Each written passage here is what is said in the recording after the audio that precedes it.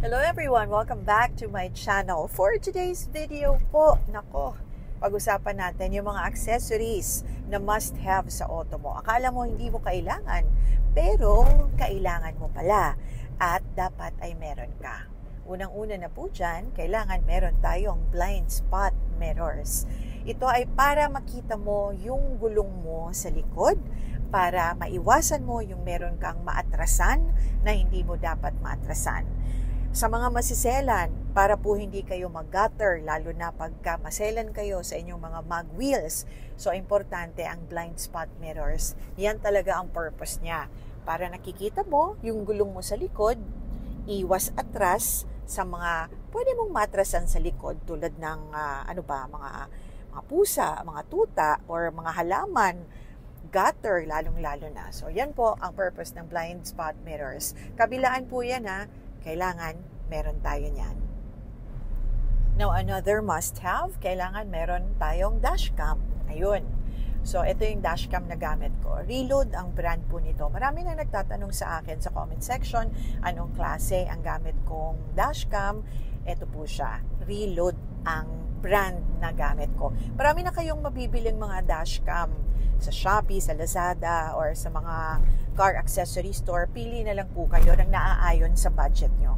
Kung wala pa kayo, kung meron kayong lumang cellphone, pwede nyo gamitin. Kasi minsan, ang gamit ko, Infinix. Yung cellphone kong Infinix, yun ang gamit ko as dashcam. So, very important ang dashcam, lalong-lalo na nagagamit na ebidensya yan, especially if you get involved into an accident or kahit hindi pa ikaw ang involved, kung makakatulong ka dahil meron kang dashcam at nakita mo kung anong nangyari, nahuli ng dashcam mo, ayun, makakatulong yon. Now, let's talk about the next car accessory na must-have din sa auto mo. Siyempre, kailangan na natin ngayon ng mga cellphone holders. Ito yung gamit ko, Bavin. Tapos yung isa, medyo mas mura, ayan. So, para yan sa dashboard mo. Or yung iba naman, nilalagay nila nakadikit sa windshield. Hanap ka na lang ng pwede para sa auto mo. Yung hindi ka mahihirapan gamitin. Kasi, syempre nga, cellphone holder, ilalagay mo dyan yung cellphone mo. At ano nga ba ang mga purpose niyan? Para sa navigation. Ano pa, hindi para mag-Facebook ka or makipag-chat or whatever.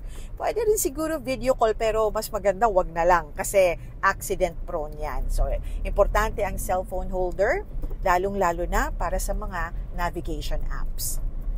Another must-have na car accessory, at dapat meron ka talaga nito sa auto mo, tire inflator or portable tire inflator. O, ayan, kitang-kita nyo naman. Kitang-kita nyo na, di ba? Kung dalawa auto mo, tatlo auto mo, dapat siguro bawat auto meron kang tire inflator. Para hindi mo nakakalimutan. Kapag kababiyahe ka, meron kang tire inflator na baon. Kailangan yan sa bawat road trip mo. Maaring hindi ikaw mga ilangan, maaring makatulong ka sa iba dahil meron kang dalang tire inflator. So, this one is also a must-have. Mura lang to. Mga baka 600, pagka naka-sale, makukuha nyo pa to ng mga 400 lang, ganyan. So, this one is a must sa lahat ng mga car owners. Kailangan po meron tayong tire inflator. Okay? At syempre, kung meron kang tire inflator, dapat meron ka ring early warning device. Importante rin to. Tatabi ka sa gilid ng kalye, kailangan meron kang early warning device para makita ng mga auto na merong nakatabi doon. At saka alam ko, this one is really a must. Pagka meron mga dumadaan dyan ng mga traffic enforcers, nasiraan ka at nakita nila na wala kang early warning device na gamit, possible na matiketan ka ba or mahuli ka. So, importante po yun. So, yun lang for today's video. Naisipan ko lang na magbigay ng update sa inyo. Naisip ko na mag-share sa inyo kung ano yung mga must-have na meron ako sa auto ko na possible na kailangan, meron din kayo. Or baka naiisip nyo, hindi nyo kailangan, pero kailangan nyo talaga. So, kung meron pa po kayong maisip, baka hindi ko rin alam, pwede nyo i-share sa comment section para makumpleto ko yung aking mga accessories na must-have para sa akin. So, thank you for watching my vlog. Ingat po tayong lahat. Sobrang init po ngayon. Do not forget to hydrate. Thank you sa mga nag-like. na nag-subscribe na sa channel ko. Sa mga hindi pa nag-subscribe, thank you for always watching my vlogs kahit hindi pa po kayo nakasubscribe. So, ingat and always take care on the road. Bye!